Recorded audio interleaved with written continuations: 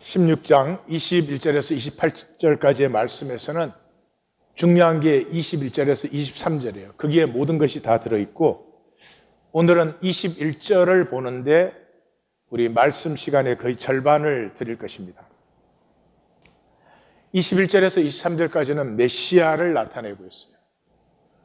시작이 자기가 예루살렘에 올라가. 예루살렘이 어디예요? 종교 본산이죠. 종교 본산에 올라가. Thy apelkumai must go. It is necessary. 하나님의 그 뜻이 이루어지기 위해서 반드시 그렇게 돼야 된다. 그런 뜻이에요. 그리고 장로들과 대제사장들과 서기관들에게만은, 이것은 산헤드린을 구성하는 3대 요소예요. 종교에 많은 고난을 받고 죽임을 당하여, 유대 문헌에는 고난받는 메시아 또는 죽임당하는 메시아는 없어요. 우리 하나님 교회는 이미 잘 알고 있지만, 유대교라고 하는 종교는 말라기에서 하나님의 말씀이 끝나고 나서 이 사람들이 만든 종교예요. 그러니까 구약의 핵심이 빠져 있어요. 그래서 심지어 세례 요한의 공동체인 사해 사본에도 이 고난받는 메시아라고 하는 것은 나타나지를 않습니다. 그렇게 고난받고 죽임을 당하고 제3일에 살아나야 될 것을 비로소 나타내시니, 나타내시니 하는 단어가 다이크누오, to show. 요한계시록에 가면 이 단어가 3번 나와요. 1장에 하나님이 이 모든 일을 보이시려고, 4장에 가면은 땅의 계시가 다 끝나고 하늘 환상이 열릴 때 이것을 보이시려고, 제일 마지막 끝날 때 22장 6절, 이 모든 것은 속히 될 일을 보인 것이다 할 때 3번 나타나요. 그래서 마가복음에서는 비로소 가르치시니 그렇게 되어 있고, 누가복음에서는 말씀하셨다 그렇게 되어 있어요. 그런데 마태는 나타내셨다 해서 지금 십자가의 말씀이 그냥 가르치거나 하는 것이 아니라 마태에게 있어서는 이게 하나님의 계시가 열린 것이다. 십자가의 선포는 이 종교인들에게 원자폭탄이 투하된 거예요. 이게 항복을 해야 되는데 종교인은 그것도 절대로 항복을 안 해요. 예수 그리스도를 믿으려면 나사렛 예수를 아셔야 돼요. 이학권 목사를 알려면 교회 목회를 이렇게 한다, 설교를 이렇게 한다, 그걸 아는 건 나를 아는 게 아니죠. 나라는 사람을 알고 그 사람에서 이런 사역이 피어났구나, 이렇게 할 때 나를 아는 것이죠. 그런데 기독교는 예수 그리스도만 알아요. 나사렛 예수를 모르죠. 별로 종교에 도움이 안 되는 부분이니까. 이것에 대한 중요성은 이제 예루살렘 교회를 보면은 이제 잘 알 수 있어요. 예루살렘 교회에서 사도들이 다 떠납니다. 사도들이 다 떠나고 마지막으로 마가가 예루살렘 교회에서 안디옥 교회로 옮겨집니다. AD 한 50년경이에요. 그러면 AD 70년에는 예루살렘이 멸망하기 때문에 예루살렘 교회는 없어져요. 근데 하나님이 20년을 못 참고 AD 50년에 마가를 옮겨버려요. 그러니까 하나님에게 AD 50년부터 예루살렘 교회는 교회가 더 이상 아니에요. 그때 누가 교회의 수장이었어요? 주의 형제 야고보였어요. 주의 형제 야고보가 예루살렘 교회 수장이 돼서 어떤 거였어요? 안디옥 교회에서 이방인들하고 같이 음식 먹으니까 사람 보내갖고 감시하러 보내고, 바울이 마지막으로 죽기 전에 마지막으로 성전에 왔는데 너 가서 결례하는 척해라. 어떻게 종교인들은 참 신기해요. 하나님 분명히 살아있다고 말씀하시면서도 하나님의 인식이 안 돼요. 그냥 척하면 되는 거지. 예루살렘에 있으니까 율법 다 지켜야 되고, 또 다른 데서 율법 안 지킬까 봐 전전긍긍하고.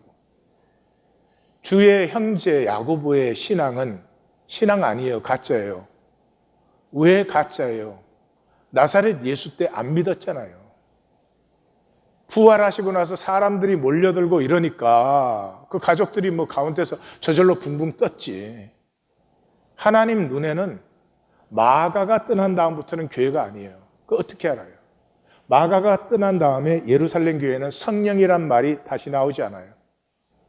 그럼 성령이란 말이 어디서 나와요? 안디옥 교회에서 나와요. 안디옥 교회에서부터 시작돼서 어디에서 나와요? 바울의 사역에서 나와요. 그래서 나사렛 예수를 알지 못하는 예수 그리스도, 그건 종교인들이 편하게 만든 개념이죠. 예수님은 배운 적이 없어요. 이 사람이 배우지 아니하였거늘 그러는 걸 보면은 정식 교육을 받은 적이 없어요. 그런데도 성경 전체에 랍비라고 나옵니다. 유대인들은 아무나 랍비라고 부르지 않아요. 그만한 자격이 있다는 거죠. 그러니까 예수님은 배우지는 않았지만 말씀을 아주 잘 아셨습니다. 당연한 일이겠죠. 그 니고데모가 밤에 찾아와서 랍비야, 우리가 당신은 하나님께로부터 오신 선생님인 줄 잘 압니다 그러잖아요. 그럼 어디서 배우셨을까? 별로 어려운 문제가 아니에요. 왜냐 그러면 예수님의 그 가르침의 핵심이 주님의 기도죠. 주님의 기도인데 이게 에세네파의 헌신 기도와 아주 비슷합니다. 또 주님의 가르치신 많은 내용들이 이 세례 요한의 공동체, 쿰난 공동체, 이 사회 문서의 내용들과 아주 비슷한 것을 많이 발견했습니다. 그러니까 이 사회 문서라고 하는 게 없었으면 20세기, 21세기는 다 떠내려갔을 거예요. 완전 종교화됐을 것 같아요, 제 생각에. 이 1947년 2월에 그 소년 목자가 양을 한 마리 잃어버려가지고 그 양을 찾으러 다니다가 동굴에 들어갔는데 동굴 항아리 속에 문서들이 있었어요. 그래서 11개 동굴에서 거의 100여 개의 문서를 찾아냈습니다. 근데 이 문서들이 그때까지는 성경의 최고 오래된 사본이 10세기 거였어요. 그러니까 1000년 된 거였어요. 그런데 사회사본이 딱 나오니까 사회사본 문서들은 BC 3세기에서 AD 1세기예요. 그러니까 거의 오리지널을 찾은 거죠. 여기에 성경 66권 중에 에스더스만 빼고는 다 있어요.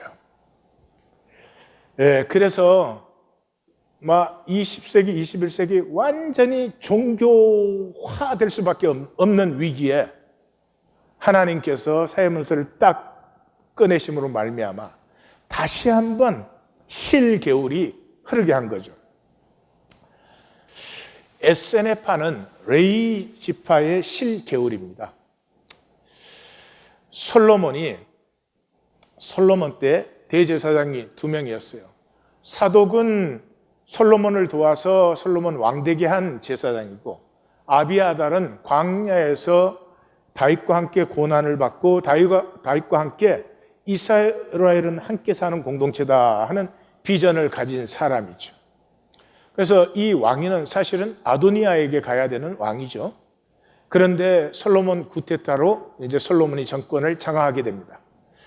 장악을 해서 요압이라든지 그 다윗을 섬겼던 사람들을 다 제거하고 숙청하고, 아비아달은 제사장이어서 죽일 수가 없으니까 내 고향 아나도스로 가라. 내가 죽이지는 않는다. 그러지만 너는 마땅히 죽을 자이다. 이렇게 해서 숙청해버립니다. 그렇게 솔로몬이 이 아비아달 계획의 제사장을 숙청을 하니까 제사장이 성전에 있어야 일을 하지 성전에서 쫓겨나면 할 일이 뭐가 있습니까? 그래서 이 사람들이 그 사람들에게 말씀을 가르치는 선지자의 계열들이 되는 것입니다. 이 계열의 마지막 주자가 예레미야입니다. 마지막 그룹이죠. 그러니까 솔로몬이 자기 정권 만들고 금딱지 성전 만들어서 중앙 집권제를 세우고 그렇게 해서 330년 후에 망하는데, 이 망해가는 예루살렘과 성전을 이 선지자의 물결이 지켜보고 있는 것이죠. 이것을 마감하신 분이 예수님이에요. 그래서 예수님께서 십자가에 달리기 전에 감람산에서, 이쪽이 이제 그 아나도 땅이죠, 성전을 마주 대하여 앉으셨을 때, 이 마주 대하다는 전투 대형을 말하는 것이죠. 이 레위의 지파에서 선지자의 물결이 된 이 사도권 궁중제사장이 되어서 호의호식하고 권세 잡고 자식 출세시키고, 인간이 보기엔 그랬겠죠. 하나님 보시기에는 멸망의 길로 계속 330년을 내달른 거죠. 그 아나도스로 쫓겨간 그 무리에서 실개울이 흘러서 오늘 에센파, 레위 지파의 제사장들 중에서 썩은 종교를 부정하고 성결함을 지키는 그런 사람들이 에센이었습니다. 숫자 굉장히 작습니다. 지금 이민교회, 중형교회 정도만 돼도 이 에센파보다 큽니다. 그러면 굉장히 작은 사람들인데 숫자적으로 이 사람들의 영향이 선명했습니다. 그래서 철학자 필로, 로마 역사가 플리니우스, 유대 역사가 요세푸스의 기록에 전부 나타납니다. 이 사람들은 성전 종교를 부정했고요, 언둔 수도 생활을 할 수밖에 없었습니다. 청빙과 성결을 삶의 자세로 삼았으니까. 그래서 메뚜기와 석청 먹고 약도 트롯 입고 알죠. 중심이 종말적 확신이었습니다. 악이 이렇게 극에 도달했는데 하나님의 역사가 이제 더 이상 보류될 수가 없다. 그래서 세례 요한의 선포가 뭐였어요? 회개하라, 천국이 가까웠다. At your feet. 너의 발 앞에 천국은 도래에 있어. 돌이켜라. 그렇게 했어요. 종교인이 돌이킵니까? 안 돌이키죠. 자, 그런 사이에 예수님은 메시아의 길을 만났습니다. 예수님이 머리에 칩 하나 엑스트라 달고 나온 거 아니죠? 계시가 예수님에게 임한 것이죠. 그래서 예수님께서는 이 구약과 만나신 분이에요. 구약과 만났다는 말이 무슨 말이냐 하면은 12살에 예수가 성전에 올라갔을 때 예수님이 본 성경은 너무 단순하고 분명하고 선명한 것이었어요. 뭐였어요? 이사야 53장에 핵심적으로 나오는데 일단 보십시다. 그는 실로 우리의 질고를 지고 우리의 슬픔을 당했는데 하나님에게 징벌을 받는다고 생각했어요. 우리의 허물 때문에, 우리의 죄악 때문에 그가 찔리고 징계를 받음으로 우리가 평화를 누리고 그가 채찍에 맞음으로 우리는 나음을 받았다. 우린 다 양 같아서 각기 제 길로 갔는데 우리 모두의 죄악을 그에게 담당시키셨다. 구원이 인간이 얼마나 노력하고 애쓰느냐, 얼마나 성결하게 사느냐, 그것에 달려있지 않습니다. 그런 정도의 문제라면 하나님이 죽으실 필요가 없죠. 구원은 나의 죄 때문에 나를 품고 죽는 하나님의 가슴을 만날 때예요. 인간이 돌이킬 때는 그때밖에 없어요. 다른 것은 절대 돌이키지 않습니다.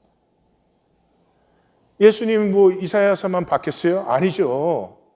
아담과 이브가 죄 지었을 때 뭐 없애버리고 새로 만들면 되잖아요. 그런데 가죽옷을 입히지 않아요. 가인이 동생 죽였을 때 거기서 끝내야지 뭐.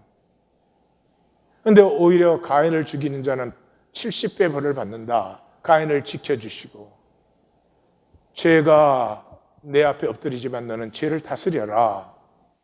그를 지키신.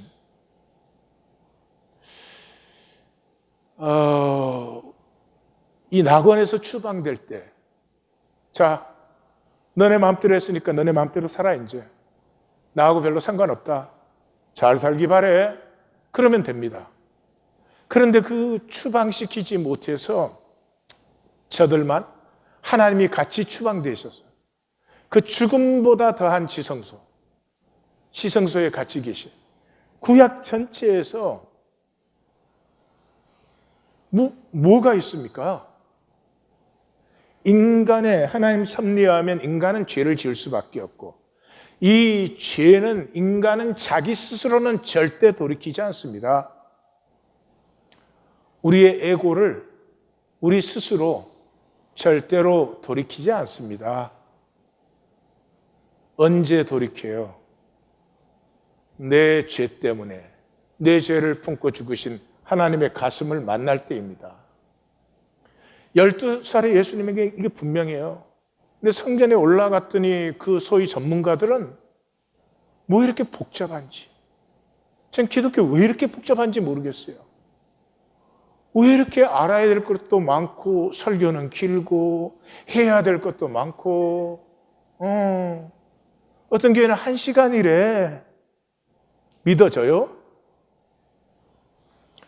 왜 이렇게 복잡한 거예요? 그 아버지 가슴만 만나면 되는데 아버지 가슴 만나지 않기 위해서 복잡해요. 아버지 가슴 만나지 않기 위해서 나는 이런 것도 알아. 나는 뭐 이렇게 지켜. 난 뭐 정통이야. 그래서 갈릴리 사역 실패했을 때 예수님이 그러잖아요. 아버지여, 이것을 지혜롭고 설기 있는 자들에게는 숨기시고 어린아이들에게는 나타내심을 감사합니다. 이게 예수님 뭐 초등학교 방문하고 한 거예요? 아니요. 자기 경험이에요. 12살의 자기에게는 하나님의 길과 섭리는 너무나 선명한데 이 전문가들은 너무너무 어렵고 힘들어. 그 12살 때로부터 십자가까지 예수님은 이 인간의 죄를 품으시는 하나님의 길을 계속 묵상할 뿐만 아니라 확신했죠. 이것이 구원의 길이라는 것을. 그래서 메시아의 길은 죽음을 품는 길이죠. 죽음이 생명길임을 계시하는 거예요. 죽음을 품으면 마귀의 거짓이 깨어지고 우리의 죄가 품어져요. 메시아에게서. 그래서 예수님이 세례 받으실 때는 죽음을 향하여 십자가를 결단하셨기 때문에 세례 받으러 가신 거예요. 그래서 세례 요한이 이렇게 증거하지 않아요? 내 뒤에 온 사람이 나보다 앞섰다. 그러니까 종교적으로 번역을 해가 내 뒤에 오시는 이는 그래가지고 이게 맹통인지 밥통인지 이해가 안 가요. 하여튼 왜 그대로 안 해주고 내 뒤에 오는 사람이 나보다 앞섰어. 내가 물로 세례를 주는 것은 그를 나타내기 위함인데 내가 보니 성령이 임해서 그에게 머물더라. 성령이 누구에게 머물어요? 죽음을 향해서 가는 사람에게 머물어요.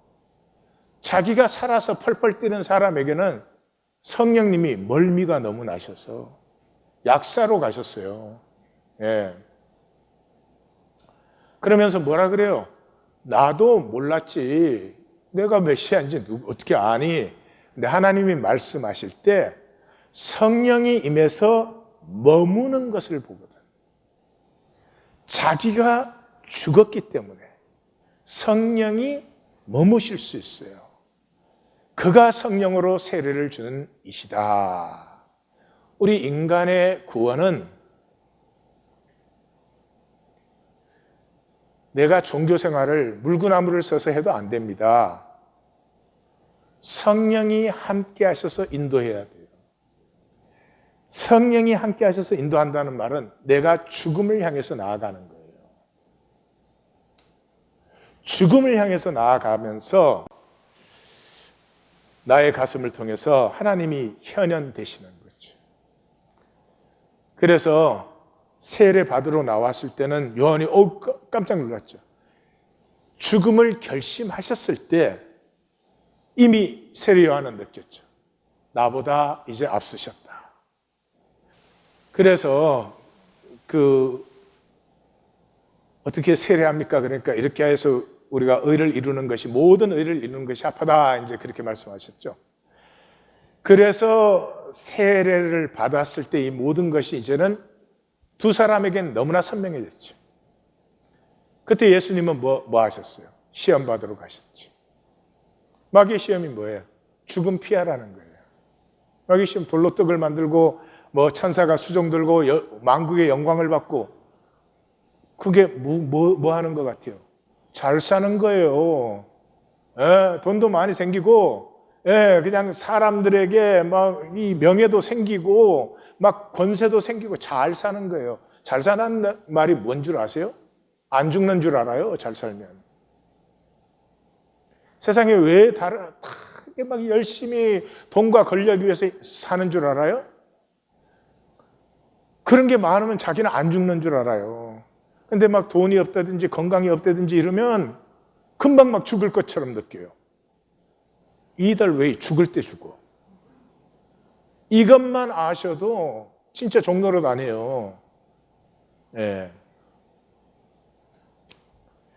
그래서 사탄에게 딱 사탄아 물러가라 하심으로 이제 예수님의 십자가 길은 사실은 시작된 거죠.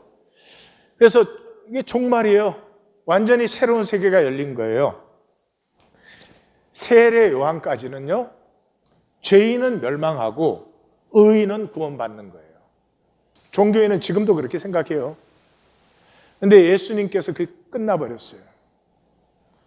뭘로 구원받아요? 긍휼로 구원받아요. 의사가 건강한 자에게 필요한 것이 아니고 병든 자에게 필요한 것이야.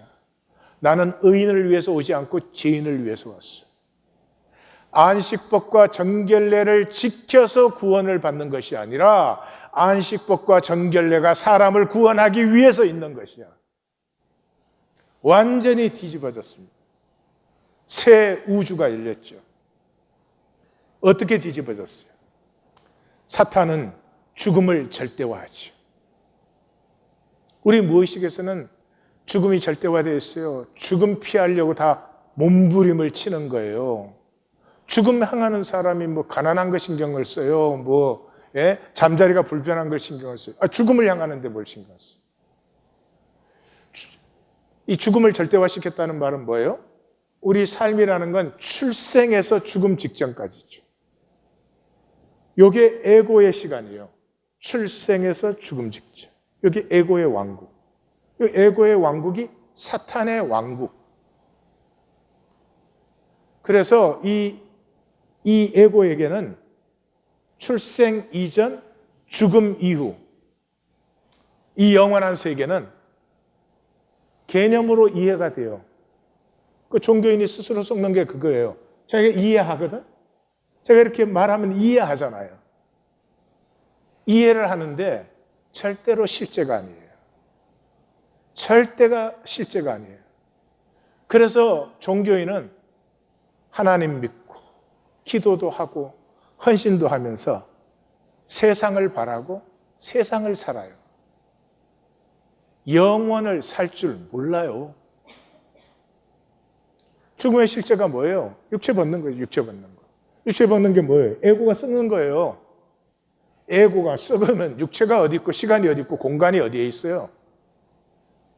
그래서 실제로 아이들이 5, 6세까지는 죽음의 개념이 생기지 않습니다. 이 죽음의 개념이 생기려면 5, 6세가 지나서 전두엽에 그 개념을 만드는 뇌세포가 형성된 다음에라야 생겨요. 그래서 그전에는 아무리 뭐 죽는다 그래도 아이들은 그저 먼 여행을 간 것처럼 언젠가 이렇게 돌아오는 것처럼 뭐 이런 생각을 하는 거죠.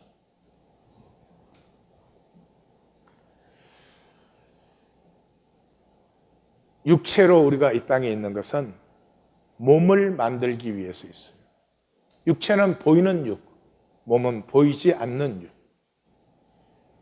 이 육체를 가지고 허상에 사로잡히면 자기 중심적인 삶을 계속 살아요. 그래서 자기 중심적인 몸이 생겨요. 겉으로는 안 나타내겠지만 이기적이고 인색하고 불신하고 불안하고 수치와 두려움이 가득해. 한 달란트, 한 알 그대로 그 몸으로 영원히 살아요. 굉장히 불행할 거예요. 그런데 이 육체로 생명의 몸을 만드는 사람은, 생명이라고 하는 것은 나누고 즐거워하고, 어느 나무가 열매 맺어갖고 지가 다 먹으려고 절대로 안 떨어뜨려요. 그런 게 없잖아요. 온 것이 순환되게 하잖아요. 코이노니아. 그래서 그 몸이 생긴 사람은 영원히 자라고 영원히 나누고 더 깊이 더 풍성하게 하나가 되고 하는 그런 영생을 사는 것이죠. 여기까지 지금 한 절 21절 했어요. 22절 베드로가, 성경을 읽은 사람이나 대번에 딱 눈치채죠. 여기는 시몬 베드로가 이렇게 나와야 돼요. 근데 베드로가 나와요. 왜요? 예수님께서 베드로에게 천국 열쇠를 맡기고 베드로가 복이 있다 하시고 베드로의 길을 이제 보여줘요. 베드로가 베드로 되려고 하면은 에고를 다스려야 돼요. 이 시몬 에고는 예수를 붙들고, 이 붙들고 단어가 플러스 람바노 그런 단어예요. 그래서 굉장히 친밀하게 우리가 남이가 뭐 이런 단어예요. 예. 그 친하기 때문에 무례한 거. 그러니까 마치 이렇게요. 남편이 아내한테는 굉장히 무례한데 옆집 아줌마한테는 굉장히 친절해. 왜냐하면 와이프는 그냥 친밀하니까 괜찮다라고 생각을 하는 거예요. 플러스 람바노. 아주 뭐 자기가 이 종교 에고 좀 보세요. 말도 못해. 자기가 막 칭찬받고 막 하늘과 땅이 통한다 그러니까 이제 자기가 하나님 돼 있는 거예요. 그래가지고 항변하여 에피티 마오, 그러지 마오. 이 풍랑을 꾸짖었다 할 때 똑같은 단어예요. 그러니 조금 전에 제가 주님이라 그랬잖아. 살아계신 하나님이라고 그랬잖아. 그런데 칭찬 듣고 나니까 이 친해져 가지고 종교의 에고는 하나님을 꾸짖어. 우리가 맨날 하는 짓이요. 주여 그리 마옵소서. Be far from thee. 메시아는 그런 사람이 아닙니다. 결코 주에게 미치지 아니하리이다. Thee shall not be unto you. 메시아는 그런 일을 하는 게 아닙니다. 메시아가 누구며 어떤 일을 해야 되는지를 이 에고, 베드로의 에고가 규정을 하고 있습니다. 그러니까 예수님께서 베드로에게 사탄아 내 뒤로 물러가라. 상이 10절에 마귀에게는 사탄아 물러가라 했죠. 예, 베드로에게는 내 뒤로 물러가라가 이게 들어있어요. 그러니까 떨어뜨리는 게 아니고 지금 지가 앞에 주님 그래놓고 지가 앞에 서가지고 오히려 주님이 넘어지게 하는, 창세기 4장 7절에 문 앞에 엎드려서 넘어지게 하는. 예. 그래서 내 앞에 서서 가지 말고 나나 걸리게 하지 말고 뒤로 가라, 그런 말이에요. 우리 좀 하나님보다 뒤로 가셔야 돼요.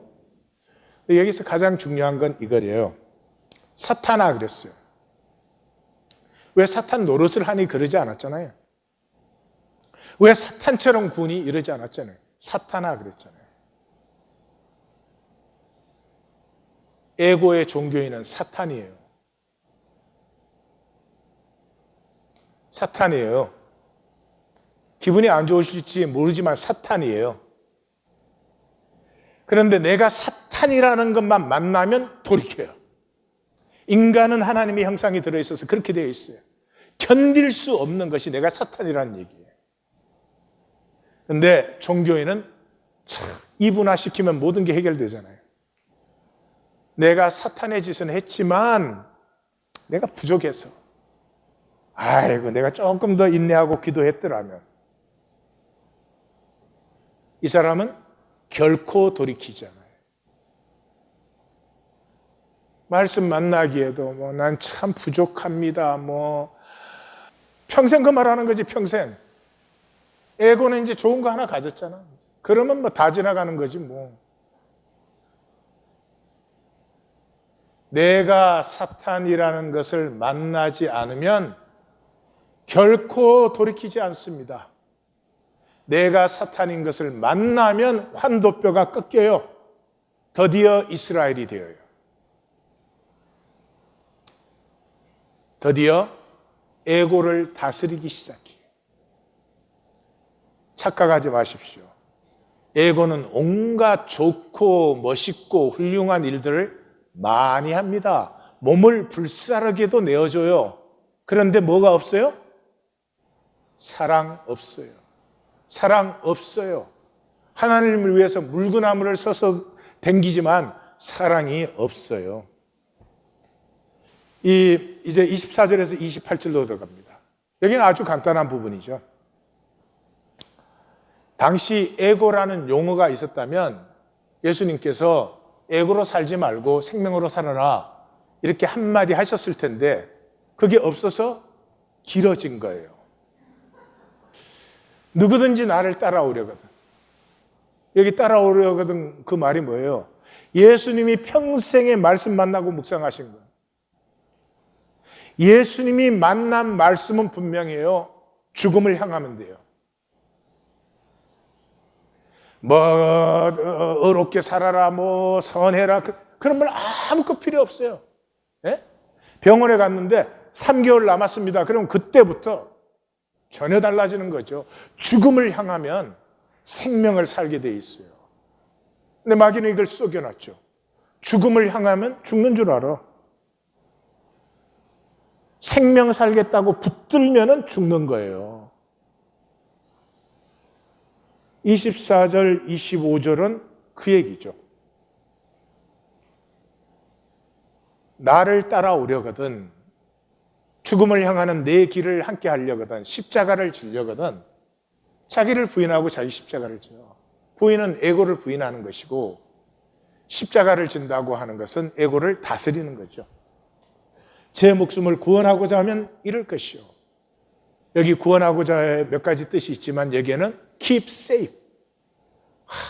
내가 내 삶을 안전하게 지키려고. 돈 걱정 없이, 건강 걱정 없이, 어려운 일 안 생기고. 그럼 어려운 일 하나도 안 생기면 어떻게 성숙하나? 어떻게 내가 진실을 깨닫고 실제를 향할 수가 있어요? 그걸 내가 바란다고 그렇게 되는 것도 아니고 안 바란다고 안 되는 것도 아니고, 그건 하나님이 나를 사랑하시면 내가 깨어나는 길로 인도하실 수밖에 없잖아요. 그러면 하나님이 인도하시는 길에 하나님이 죽이려고 하시겠어요? 이럴 것이요 하는 단어가 파괴된다. To destroy. 내가 내 삶을 걱정 없이 지키려고 하는 게 나를 파괴하고 있어요. 나를 위하여, 주님을 위해 달라는 게 아니고 나를 따르려고 하면은, 따르려고 제 목숨을 잃으면 찾으리라. 여기서 휴리스코 하는 단어예요. 여기에 간절히 구하고 찾고 두드리는 것을 만났다, 찾는다, 이런 단어예요. 기쁨이 충만한 거죠. 온 천하를 얻고도 제 목숨을 잃으면 무엇이 유익하리요? 소울. 소울은 영혼이죠. 주님께서 내 영혼을 이제 아버지께 의탁하겠습니다 하는 거예요. 영혼은 영원해요. 월드, 세상. 세상은 잠시예요. 눈 깜짝할 사이예요. 이 뇌로 시간과 공간을 의식해가지고 뭐 살고 있고 하는 것 같고 난리를 치는 것 같지만 죽을 때 보시면 눈 깜짝할 사이예요. 전에 제가 아는 장로님이 이게 멋진 SUV를 타시다가 겨울에 미끄러져가지고 언덕에서 떨어져서 이 세 바퀴 반을 돌고 섰는데도 사셨어요. 근데 새로워지시더라고. 우리 설교 듣고 있을 일이 아니야. 그래서 다 돌면 돼, 세 바퀴 반. 근데 눈물 콧물 흘리면서 얘기를 열심히 하시는데, 한마디로 하면 이거예요.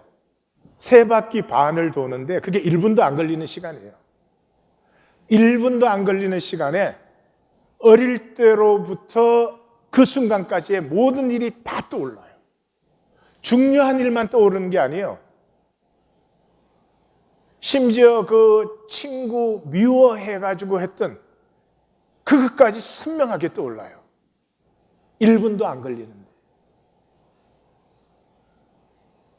이 세상의 패스트 포워드가 그렇게 빠른 줄 저는 몰랐습니다.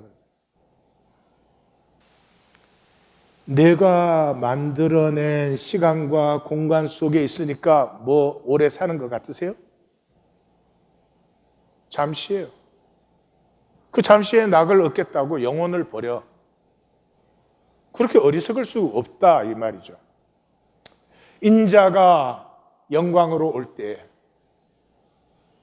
그 이상하죠? 죽는다 부활한다 세 번 다 똑같이 얘기했어요. 죽는다는 데 난리가 나요.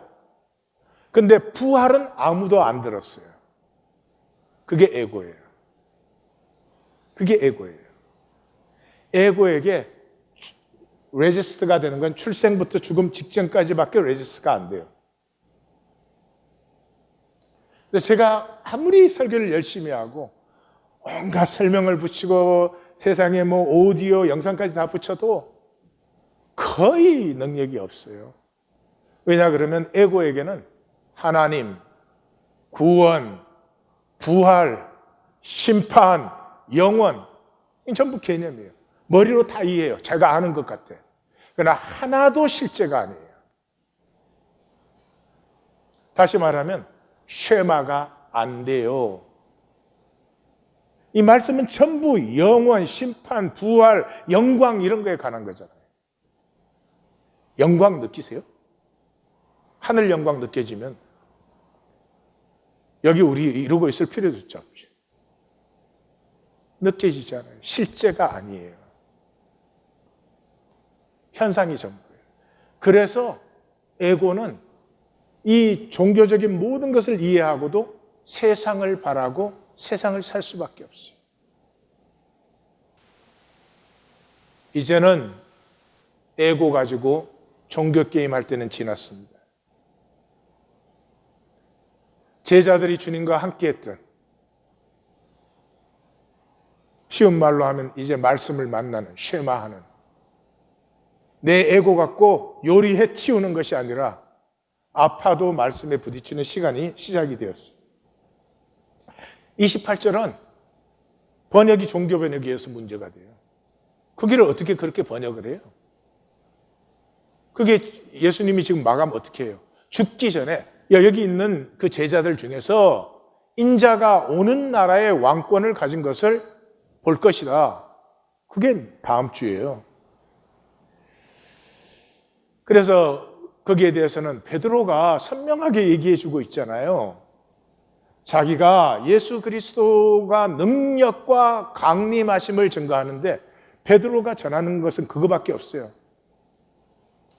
주님께서 능력으로 강림하신다. 근데 2000년이나 기다려? 아니요. 전부가 죽자마자 심판 앞에 있어요. 죽은 다음 내가 없잖아요.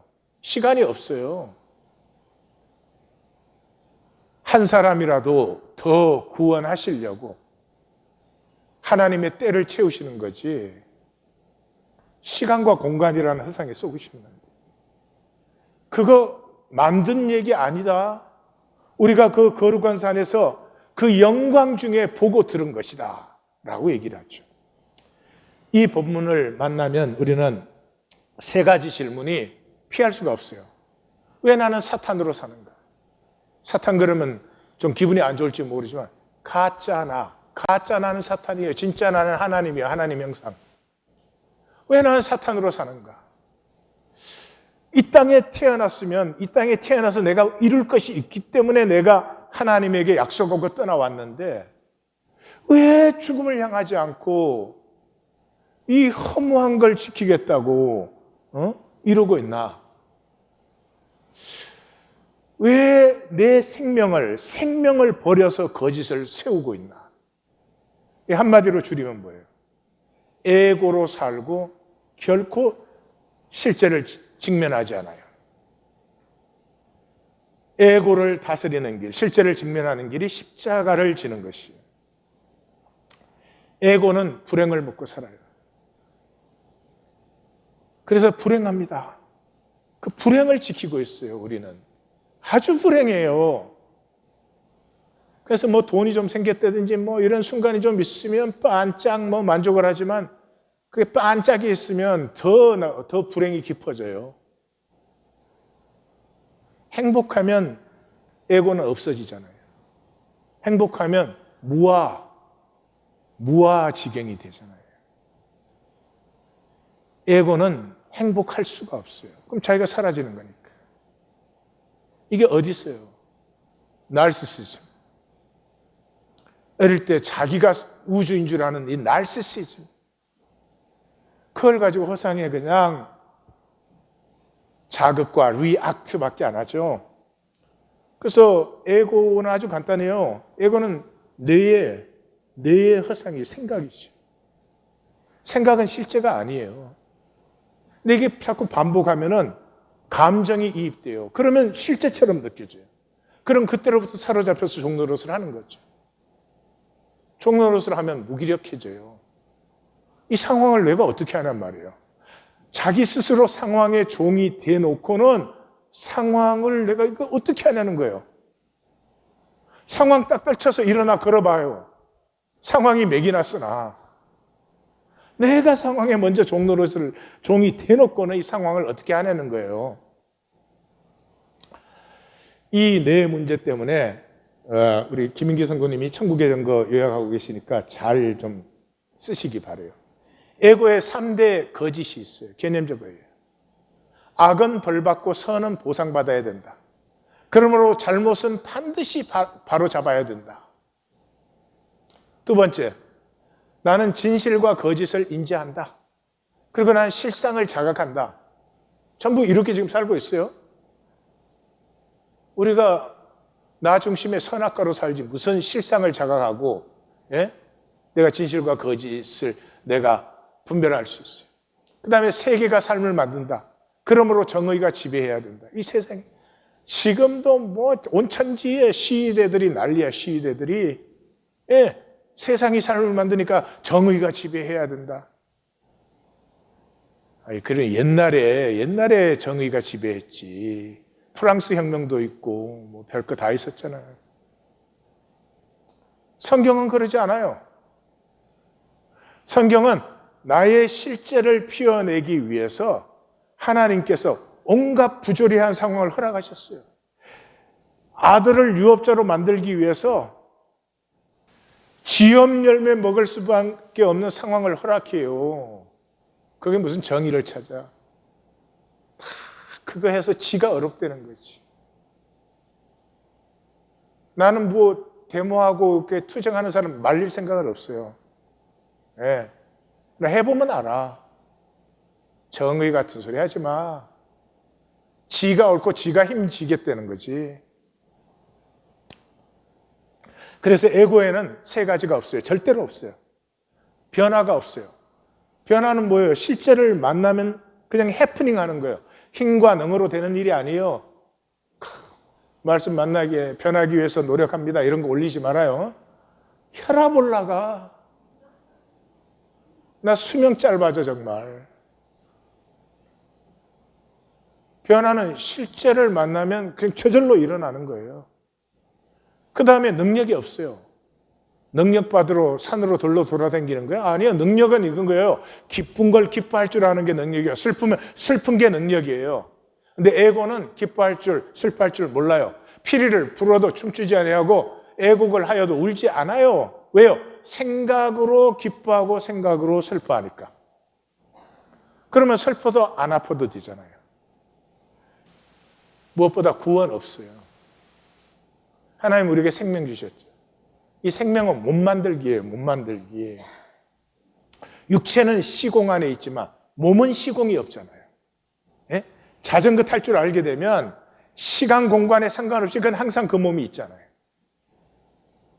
그러니 이 몸, 육체를 가지고 한 알 그대로의 몸을 만들든지 코이노니아로 온 우주와 하나가 되는 몸을 만들든지. 그게 우리의 선택이죠. 그러면 에고를 어떻게 다스리나? 에고를 다스리는 길은 딱 하나밖에 없어요. 용서예요, 용서. 용서는 실제의 존재 방식이에요. 성경에 이상한 게요, 사람에게 먼저 해야 된다 이런 말을 할 수가 없잖아요. 성경의 내용을 따르면. 그런데 용서만큼은 인간이 먼저 해야지 나도 한다, 하나님이 이래요. 참 이상한데요. 그래서 마가복음 11장 25절도 용서하라, 그리하여야 너희 아버지께서도 너희 허물을 사하여 주신다. 주님의 기도 핵심 한중간에서 뭐라 그래요? 우리가 우리에게 죄를 사하여 준 것 같이 우리의 죄를 사하여 주옵시고. 그렇게 해서 주님의 기도를 딱 마감하고 주님의 기도 전체를 주님이 다시 요약해 주십니다. 그 요약이 14절 15절이에요. 그게 뭐예요? 너희가 사람의 잘못을 용서하면 하늘 아버지도 너희 죄를 용서해 준다.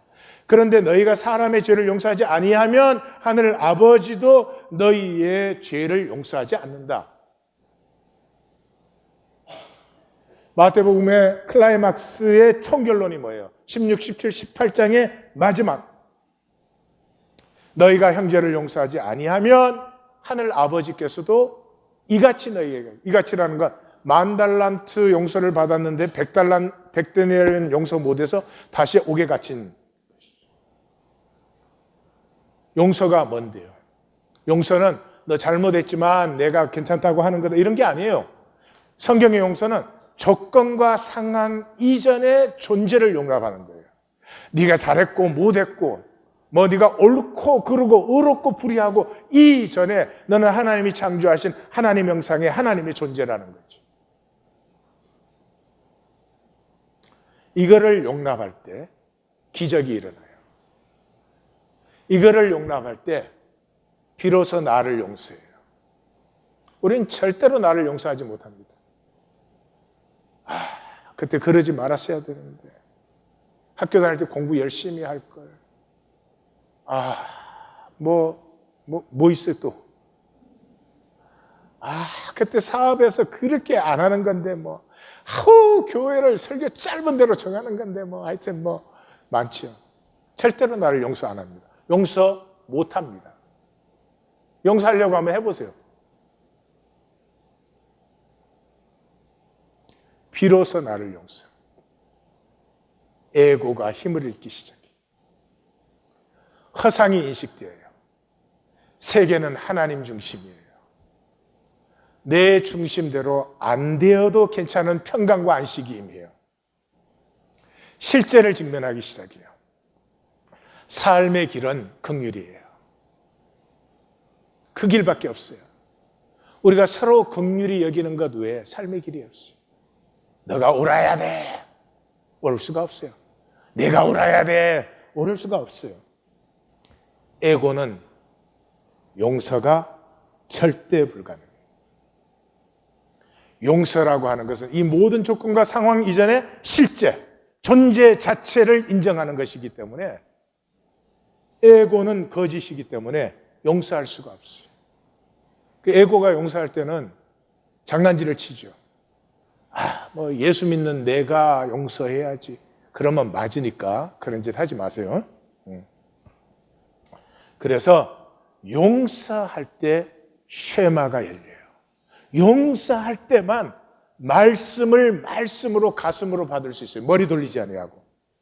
그러면 쉐마가 임하면 실제가 피어나기 시작해요.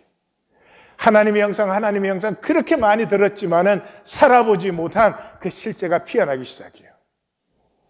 제가 길게 했으니까 여기서 오디오를. 이상하다. 요즘 들어 소리가 잘 들리지 않아.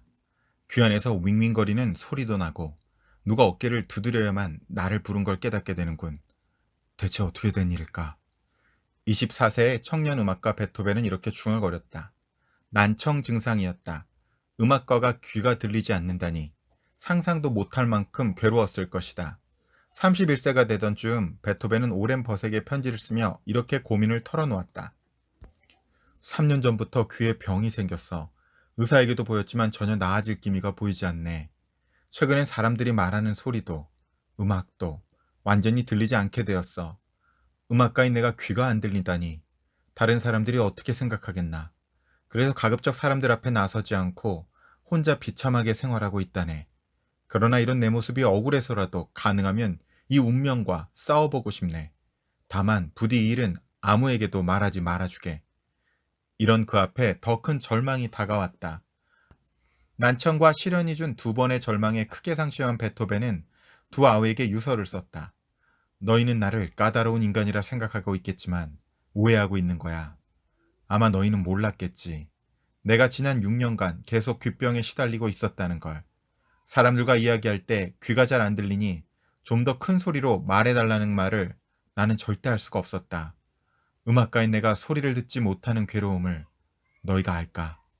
지금은 병이 알려질까 두려워 용무가 있을 때에만 사람들을 만나고 있어. 절망스러워서 죽으려도 했지만 작곡을 계속하고 싶다는 생각이 나를 가로막았다. 만약 사람들이 이 글을 읽는다면 나를 얼마나 잘못 생각하고 있었는지 깨닫게 되겠지. 괴로운 운명을 짊어지고 있는 사람이 있다면 이토록 불행했던 한 인간이 음악가로서 끊임없이 노력했다는 사실을 알고 용기를 얻었으면 한다. 죽을 작정으로 유서를 쓰기 시작했지만 쓰는 과정에서 그 유서는 신기하게도 희망의 메시지로 변했다. 절대로 남에게 알려서는 안 된다고 생각했던 귀병을 고백하고 평소 괴로워하던 일들을 전부 유서에 써내려가면서 마음이 개운해졌던 것이다. 베토벤의 인생도 동생들에게 유서를 쓴 시점에서 급속히 앞으로 나아가기 시작했다. 베토벤은 빈으로 돌아가 교향곡 제3번 운명을 발표한 뒤로 10년 동안 대표작을 속속 발표했다. 죽음 대신 걸작의 숲으로 접어든 것이다. 그는 대표작 대부분을 귀가 들리지 않게 된 이후에 창작해냈다. 그런 베토벤의 마지막 교향곡인 합창에는 그가 걸어온 인생 후반기가 그대로 담겨 있다. 그렇기에 괴로움을 넘어 환희로 라는 메시지를 품은 이 곡은 지금도 연말이 되면 자주 연주된다.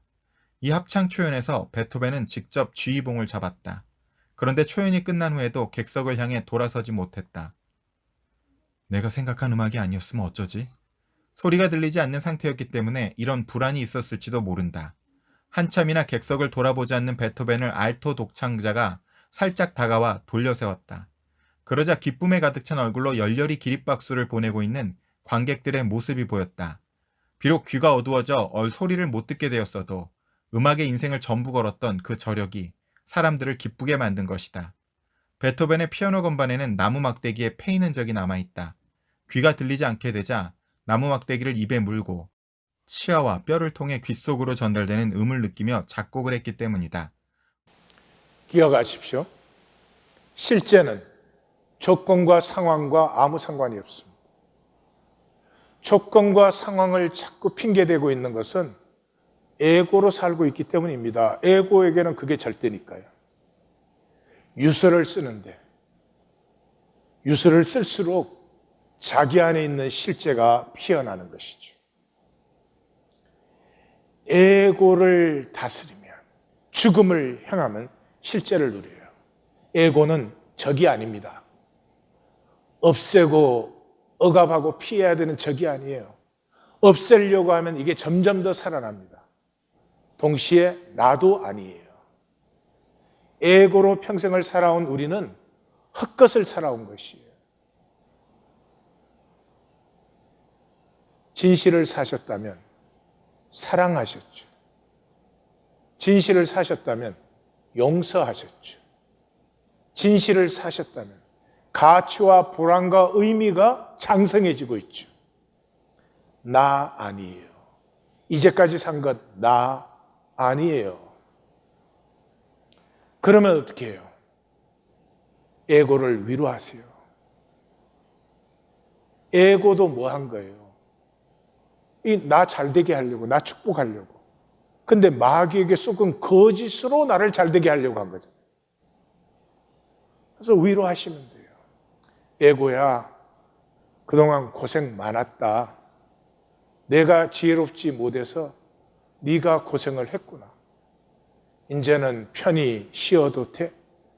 바하마로 가도 되고, 저 사우스 아프리카로 가도 괜찮아. 이제는 내가 부족하지만 한 걸음씩 옮길 거야. 이러면 내가 피어나기 시작해. 이 에고 다스리기가 쉐마입니다. 말씀의 인도 없이 내 생각으로 절대로 되지 않습니다. 말씀을 들으셔야 됩니다. 지금까지 쉐마 안 하셨어요. 에고로 듣고 이해하셨죠. 쉐마는 삶을 변화시키니까요. 쉐마는 생명을 피워내니까요. 당장 쉐마가 안 될 거예요. 적어도 하나님 교회 말씀은 설교가 아니라 말씀을 전하고 있으니까 3번은 들으세요. 그렇게 듣다 보면은 내가 한 번 들은 것에서 이제 미스한 게 없구나. 그러시면 한 번만 들으세요. 3번을 듣는데 3번 중에 2번은 꼭 예배로 들으세요. 네. 그러시면 쉐마가 청력이 회복되듯이 쉐마가 회복되는 걸 느끼실 거예요. 나눔과 종교인들은 생각의 대가들이고 종교는 생각의 누각을 태산보다 높이 쌓습니다. 하지만 삶도 사회도 변화시키지 못합니다. 종교는 필요한 기제입니다. 그러나 넘어가야 합니다. 섬에 도착하면 배에서 내리듯이 실제를 만날 시간입니다. 내가 사탄입니다. 악하고 음란한. 이제 하나님이신 주님을 믿지만 나사렛 예수도 알고 따릅니다. 기독교의 답을 알고 말하지만 말씀을 만나고 행합니다.